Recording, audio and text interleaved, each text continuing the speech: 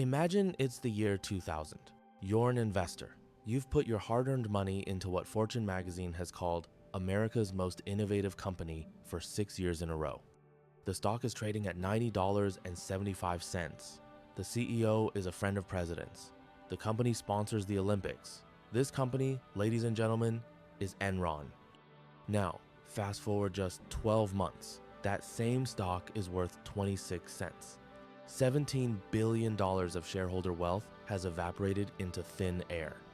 15,000 employees have lost their jobs, and for many of them, their entire life savings locked in Enron stock has vanished overnight. The company that claimed to be building the future of energy has just filed the largest bankruptcy in American history up to that point. $63.4 billion in assets gone. What happened? How does a colossus collapse in less than a year? This isn't just a story about bad accounting. It's a story about greed. It's a story about arrogance. And it's a story about how a group of the smartest guys in the room thought they could fool the entire world. My name is your name, and this is the rise and fall of Enron. To understand the fall, we need to understand the rise. Enron wasn't born yesterday. It was created in 1985 through the merger of two natural gas pipeline companies, Houston Natural Gas and InterNorth Incorporated. At the helm was a man named Kenneth Lay, charming, politically connected, and ambitious. But here's the thing about pipelines in the 1980s. They were boring. They were regulated. You couldn't just charge whatever you wanted. The government controlled the prices. Then, something changed. In the early 1990s, Congress passed a series of laws deregulating the sale of natural gas. And this is where our story gets interesting. Ken Lay hired a young consultant from McKinsey named Jeffrey Skilling. And Skilling looked at the natural gas business and said, why do we need to own the gas? Why do we need to own the pipelines? Let's become a bank. Let's trade gas like traders trade stocks.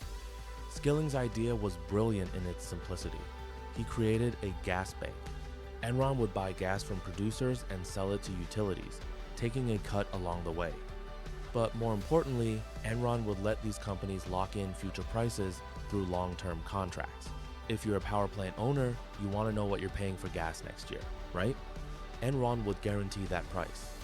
By the mid-1990s, Enron dominated the natural gas trading market, and they didn't stop there. Electricity, coal, paper, steel, even weather derivatives. If it could be traded, Enron wanted to trade it. But here's where the story takes a dark turn. In 1992, Skilling convinced the Securities and Exchange Commission to let Enron use something called mark-to-market accounting. This is the single most important thing you need to understand about the Enron scandal. Normally, in traditional accounting, you record profit when you actually earn the money. You sign a 10-year contract, you record profit over 10 years as the cash comes in. Makes sense, right?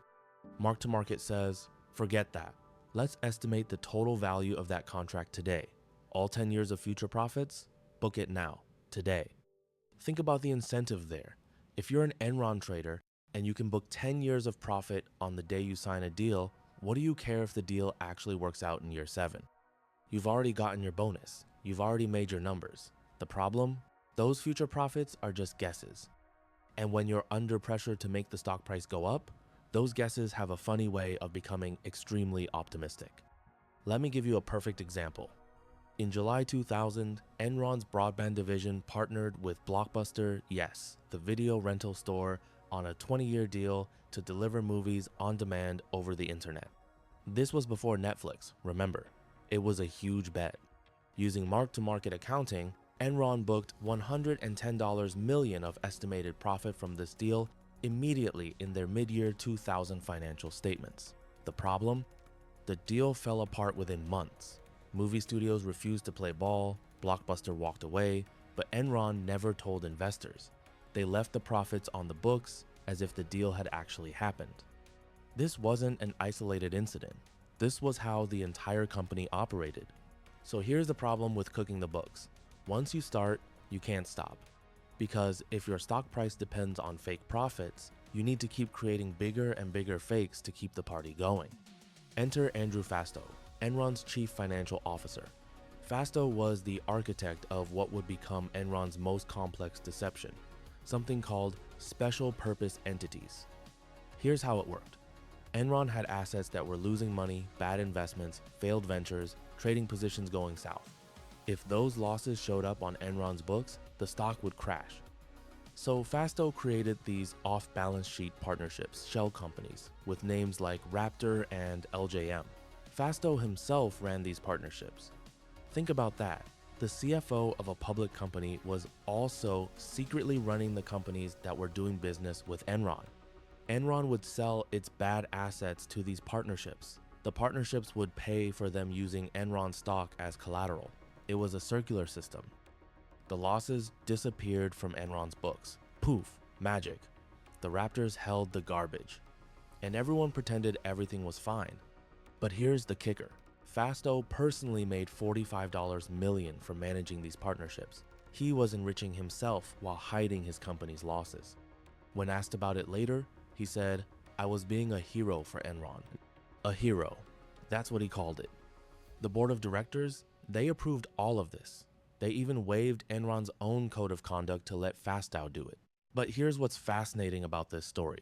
People knew. People inside the company knew something was wrong.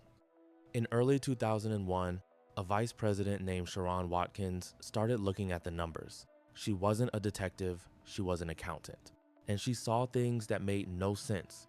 Those off-balance sheet partnerships, the ones run by Andrew Fastow, they looked like a house of cards. In August 2001, just as Jeffrey Skilling suddenly resigned as CEO citing personal reasons, Watkins wrote an anonymous letter to Ken Lay. Let me quote what she said. "I am incredibly nervous that we will implode in a wave of accounting scandals." She didn't stop with a letter. She met with Lay face-to-face and handed him a detailed 6-page report explaining exactly how Fastow's partnerships worked and why they would destroy the company. What did Lay do? He hired a law firm to investigate. The law firm? Vinson and Elkins, the same firm that had helped Enron create the partnerships in the first place. They talked to Fastow, talked to a few people, and concluded, no problem here, everything's fine. Meanwhile, outside the company, journalists were asking questions. Bethany McLean at Fortune magazine wrote an article in March 2001 with a simple question for a title: Is Enron overpriced? She tried to talk to Skilling before publishing. He dismissed her concerns, called her uninformed. Then there was the famous conference call with analyst Richard Grubman. Grubman asked Skilling to explain Enron's balance sheet. Skilling got defensive. Grubman pressed harder. And then, forgetting he was on a live call with the entire investment community, Skilling muttered under his breath, "Well, thank you very much. We appreciate it, asshole." That word asshole became a symbol of Enron's arrogance. The smartest guys in the room couldn't be bothered to explain themselves. By October 2001, the house of cards started shaking. Enron announced a $618 million loss for the third quarter. Then they dropped the bombshell. They were restating their financial statements for 1997 through 2000. All those years of record profits, they were admitting quietly that it was all wrong. The SEC opened an investigation. Credit rating agencies Moody's, S&P started paying attention. And here's the thing about credit ratings. If you lose your investment grade rating, you can't borrow money. And if you can't borrow money, you can't trade. And if you can't trade, you're dead. Dinegy, a smaller competitor, offered to buy Enron. For a moment, it looked like there might be a rescue. But then Dinegy looked at the books. Really looked. And on the 28th of November 2001, they walked away. That same day, Enron stock fell to 61 cents. 2 days later, on November 30, Enron Europe filed for bankruptcy. On December 2, the rest of the company followed. $63 billion in assets. 20,000 employees across 40 countries. Gone. I want you to think about those employees for a moment. Enron had encouraged them to invest their 401k retirement savings in company stock. It was matching their contributions with stock. By the end of 2001, almost 2/3 of the 15,000 employees' savings plans, the money they'd set aside for their children's education, for their retirement, for their futures, had become completely worthless. One employee later said, "I watched my life savings go from $1.3 million to nothing in a matter of days." But Enron didn't collapse alone. they took someone else down with them, Arthur Andersen. At the time, Arthur Andersen was one of the big 5 accounting firms in the world. They had been Enron's auditor for years. In 2000 alone, they earned $52 million in fees from Enron. $25 million of that was for auditing, but the rest, consulting. Andersen was selling advice to the same company they were supposed to be auditing. This is what's called a conflict of interest, and it was fatal. As the SEC investigation intensified, in October 2001, someone at Andersen's Houston office made a phone call, and then another. And then, over the next few weeks, Andersen employees shredded documents, thousands of pages, 30,000 emails, evidence of what they knew and when they knew it. When this came to light, the Justice Department charged Andersen with obstruction of justice. The conviction didn't just hurt the firm, it killed it. 85,000 employees worldwide lost their jobs because of the actions of a few partners in Houston. The message was clear: if you enable fraud, if you look the other way, if you shred the evidence, you will pay the price. What happened to the men at the top? Jeffrey Skilling, the mastermind of the gas bank and the face of Enron's arrogance, was charged with 28 counts of fraud, conspiracy, and insider trading. In 2006, he was convicted on 19 of them. He received 24 years in prison, later reduced to 14 after appeals. Kenneth Lay, the charming CEO who played golf with presidents, was convicted on all 6 counts of fraud and conspiracy. He faced up to 45 years in prison, but he never served a day. On the 5th of July 2006, before his sentencing, Lay died of a heart attack at his vacation home in Colorado. Andrew Fastow, the CFO, who created the Raptors and pocketed $45 million, took a deal. He pleaded guilty to 2 counts of fraud, agreed to forfeit $24 million, and served about 5 years in prison. And what about Arthur Andersen? Their conviction was eventually overturned by the Supreme Court in 2005 on a technicality. The jury instructions were too vague, but it didn't matter. The firm was already dead. 85,000 jobs gone. All because partners in Houston couldn't bring themselves to say no to a client. So what did we learn from Enron? Within a year of the collapse, Congress passed the Sarbanes-Oxley Act of 2002. It was the most sweeping corporate reform legislation since the Great Depression. CEOs and CFOs now had to personally certify that their financial statements were accurate. If they lied, they went to prison. Audit committees had to be independent. Consulting by auditors was sharply restricted. Whistleblowers gained new protections. But laws are just words on paper. The real lessons of Enron are deeper.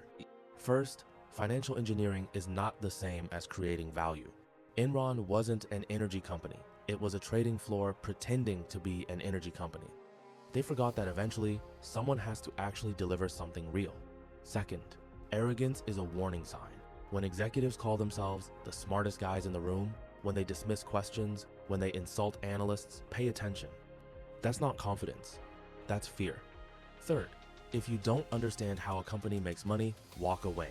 Bethany McLean asked a simple question in 2001. How does Enron make money? No one could give her a straight answer. That question should have been enough. And finally, ethics matter. Ken Lay once wrote a public statement saying Enron believes in conducting business affairs in accordance with the highest ethical standards. At the exact same time, his traders were calling their schemes Death Star and laughing about causing blackouts. The culture of a company starts at the top. And at Enron, the top didn't just tolerate cheating, they rewarded it. Today, Enron is a cautionary tale. The name itself has become shorthand for corporate fraud, but it's more than that. It's a reminder that markets depend on trust. When that trust is broken, when the numbers can't be believed, the entire system shakes. In the lobby of Enron's headquarters in Houston, there was a large sculpture of the letter E made of mirrored glass. Employees used to take photos in front of it. After the collapse, the building was sold. The new owners removed the sculpture. But if you look closely at the legacy of Enron, you can still see our own reflection. The question is, are we paying attention? 20 years later, the lessons are still there, waiting to be learned. This has been the story of Enron, a giant that fell not because of its competitors, but because of itself. If you enjoyed this video, please like and subscribe. And in our next episode, we'll explore another financial disaster, the Madoff Ponzi scheme. How did one man fool the world for 40 years? Thank you for watching.